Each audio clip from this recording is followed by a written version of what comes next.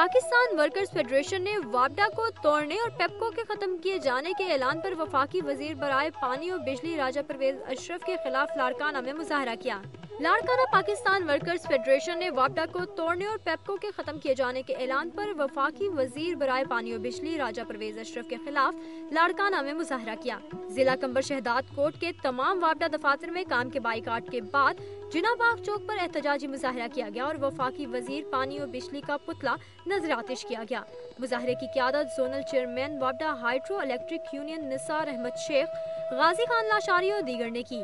مقررین نے کہا کہ وفاقی وزیر کی جانب سے کیا جانے والا اعلان IMF اور ورلڈ بینک کے کہنے پر کیا گیا ہے اور اس اعلان کے بعد عمل درآمد کرنے سے صنعتی، کمرشل، زرعی اور گھریلو صارفین کے لیے بجلی مزید مہنگی ہو جائے گی، جس سے مہنگائی کی شرح میں بھی اضافہ ہوگا۔ مقررین نے کہا کہ حکومت رینٹل اور پرائیویٹ پاور ہاؤس لگوانے کی بجائے سرکاری پاور ہاؤس لگائے اور کوئلے سے بجلی پیدا کرنے کے منصوبے پر بھی عمل شروع کرے تاکہ بجلی عوام کو کم قیمت میں فراہم کی جا سکے۔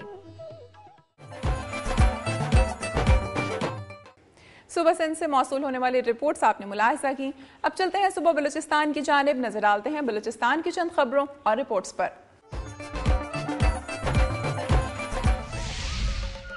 یورپی کمیشن اور ادارہ استحکام کے زیر اہتمام انسانی حقوق کی ترقی اور اظہار رائے کی آزادی کے عنوان سے انجمن معذوران کی جانب سے ڈیرہ مراد جمالی میں ایک ریلی نکالی گئی۔ ریلی کمشنر آفس سے ہوتی ہوئی پریس کلب پہنچی۔ ریلی سے انجمن معذوران کے صدر ثناء اللہ بنگلزئی اور SPO کے پروجیکٹ اسپیشلسٹ فاروق سمیت دیگر مقررین نے خطاب کرتے ہوئے کہا کہ معذور افراد بھی معاشرے کا اہم حصہ ہیں اور ملک کی تعمیر و ترقی میں ان کا کردار قابل تحسین ہے۔ ان کا کہنا تھا کہ حکومت اور NGOs کو چاہیے کہ وہ معذوروں کو زندگی کے مختلف شعبوں میں مناسب نمائندگی دے۔ حالیہ سیلاب میں ہونے والے نقصان کے ازالے کے لیے معذوروں کی ہر ممکن مدد کی جائے تاکہ ان میں احساس محرومی ختم ہو سکے۔ ان کا کہنا تھا کہ معذور افراد میں شعور کی آگاہی مہم قابل تحسین عمل ہے۔ انہوں نے کہا کہ یہ لوگ جسمانی طور پر کمزور ہو سکتے ہیں مگر ذہنی طور پر یہ کسی سے پیچھے نہیں ہیں۔ معذور افراد معاشرے کے کارآمد شہری ہیں اور وہ بھی خودداد صلاحیتوں کی بدولت بھرپور کردار ادا کر رہے ہیں۔ ریلی کا مقصد احساس کمتری کو ختم کرنا ہے۔ انہوں نے کہا کہ معذور افراد کسی پر بوجھ نہیں ہیں بلکہ ان میں وہ صلاحیتیں ہیں جو ایک صحت مند افراد میں نہیں ہیں۔ اختر منگی، دنیا نیوز، ڈیرہ مراد جمالی۔ اور اب ایک نظر میں جائزہ لیتے ہیں صبح بلوچستان کی چند خبروں کا۔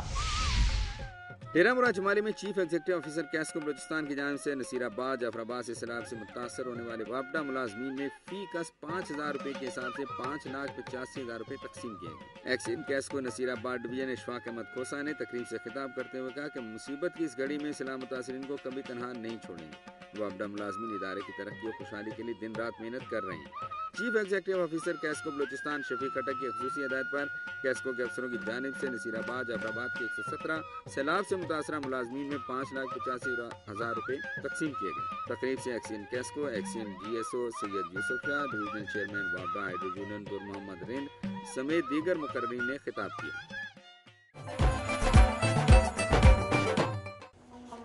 بلوچستان کے بعد اب باری ہے سرسبز پہاڑوں کی سرزمین خیبر پختونخوا کی، نظر ڈالتے ہیں وہاں سے موصول ہونے والی رپورٹس پر۔ میں اس وقت موجود ہوں قیوم سپورٹس کمپلیکس میں، جہاں ایک مقامی اسکول کے ہفتے کھیل کی اختتامی تقریب منعقد ہوئی۔ حیات آباد میں واقع پشاور کے مقامی اسکول کے زیر تمام طلبہ کے لیے ہفتہ کھیل کی اختتامی تقریب کے مہمان خصوصی صوبائی وزیر کھیل و ثقافت سید عاقل شاہ تھے۔ اس موقع پر اسکول انتظامیہ سمیت بچوں کے والدین نے بھی بڑی تعداد میں شرکت کی۔ ہفتہ کھیل کے دوران مختلف مقابلوں میں اسکول کے تمام بچوں نے بڑھ چڑھ کر حصہ لیا۔ ٹیبل ٹینس میں سمرہ فاطمہ، بیڈمنٹن میں ہیرا رحمان، جبکہ فٹ بال میں ساکر کنگز نے کامیابی حاصل کی۔ ہفتہ کھیل کے اختتام پر ایک رنگا رنگ تقریب میں بچوں نے خوبصورت ٹیبلوز، کراٹے شو، PT شو کے علاوہ مختلف ریسوں میں بھی حصہ لیا۔ اس موقع پر اپنے خطاب میں صوبائی وزیر کھیل سید عاقل شاہ نے کہا کہ تعلیم کے ساتھ ساتھ غیر نصابی سرگرمیاں بچوں کے اندر چھپی ہوئی صلاحیتوں کو اجاگر کرنے میں اہم کردار ادا کرتی ہیں۔ میڈیا سے بات چیت کرتے ہوئے ان کا کہنا تھا کہ پشاور میں امن و امان بحال ہو چکا ہے اور اب کھیلوں کی مزید سرگرمیاں جلد شروع ہوں گی۔ یہاں پر پختونخوا گیمز ہو رہی ہیں، اس کے بعد نیشنل گیمز ہوئی ہیں، پاکستان بھر سے یہاں پر جو ہے تقریباً 12,000 لوگ جو ہے وہ انوالو ہوں گے صرف نیشنل گیمز میں۔ تو یہی ہم ثابت کرنا چاہ رہے ہیں، تب دنیا کو بتانا چاہ رہے ہیں کہ یہاں پر انشاءاللہ تعالی حالات ٹھیک ہیں۔ تقریب کے اختتام پر ہفتہ کھیل کے دوران مختلف مقابلوں میں نمایاں کارکردگی دکھانے والے بچوں میں انعامات بھی تقسیم کیے گئے۔ تعلیم کے ساتھ ساتھ کھیل کود کی سرگرمیاں نہ صرف طلبہ کو جسمانی طور پر مضبوط بناتی ہیں بلکہ ان کے اندر مقابلے کا جذبہ بھی پیدا کرتی ہیں۔ کیمرامین کاشان ارشد کے ساتھ عمران یوسف زئی، دنیا نیوز، پشاور۔ مالاکنڈ ڈویژن میں امن و امان کی صورتحال میں بہتری کے بعد سیاسی سرگرمیوں کا دوبارہ آغاز ہو گیا ہے۔ صدر اور وزیر اعظم کی جانب سے جلد علاقے کا دورہ کرنے کا امکان بھی ظاہر کیا جا رہا ہے۔ عسکریت پسندوں کے خلاف آپریشن اور حالیہ سیلاب سے متاثرہ ضلع مالاکنڈ میں زندگی ایک بار پھر معمول پر آ گئی ہے اور لوگوں میں سیاسی سرگرمیوں کے حوالے سے کافی جوش و خروش پایا جاتا ہے۔ مقامی منتخب ممبران اسمبلی نے ترقیاتی منصوبوں پر کام شروع کر دیا ہے۔ ضلع مالاکنڈ میں سڑکوں کی حالت بہتر بنانے، بجلی اور رسوئی گیس کی فراہمی سمیت اسکولوں کی اپ گریڈیشن اور روزگار کے مواقع پیدا کرنے کے لیے PPP مالاکنڈ کے منتخب ممبران اسمبلی نے مختلف منصوبے مکمل کیے، جبکہ کئی بڑے منصوبے تکمیل کے آخری مراحل میں ہیں۔ حلقہ PF 98 مالاکنڈ میں کروڑوں روپے سے مکمل ہونے والے ترقیاتی منصوبوں کی افتتاحی تقاریب منعقد ہوئی، جس سے وفاقی وزیر لال محمد خان اور ممبر صوبائی اسمبلی سید محمد علی شاہ باچا نے خطاب کیا۔ دونوں شخصیات نے مہردے میں 50 لاکھ روپے کی لاگت سے تعمیر ہونے والے کاز وے کا افتتاح کیا۔ لال محمد خان اور MPA سید محمد علی شاہ باچا نے کہا کہ پیپلز پارٹی سازشوں کا مقابلہ کرنا جانتی ہے، ہمارے پاس عوامی قوت ہے اور عوام ہی کسی کو اقتدار دلانے اور اقتدار سے ہٹانے کا فیصلہ کریں گے۔ اس موقع پر وفاقی وزیر اور MPA نے یونین کونسل مہردے کے لیے گیس کی مد میں 30 لاکھ روپے، ہینڈ پمپس کے لیے 6 لاکھ روپے اور روزی خان بانڈ کے لیے 10 لاکھ روپے کی امداد کا اعلان کیا۔ وفاقی وزیر نے کہا کہ وزیر اعظم یوسف رضا گیلانی کے دورہ مالاکنڈ کے لیے تمام انتظامات مکمل کیے جا رہے ہیں۔ ان کے دورے سے مالاکنڈ کے عوام کے تمام مسائل حل ہو جائیں گے، جبکہ صدر پاکستان آصف علی زرداری بھی جلد علاقے کا دورہ کریں گے۔ کیمرامین مسلم جانی کے ساتھ ولید خان بادشاہ، دنیا نیوز، درگیم۔ اور اب باری ہے خیبر پختونخوا کی چیدہ خبروں کی، آئے دیکھتے ہیں۔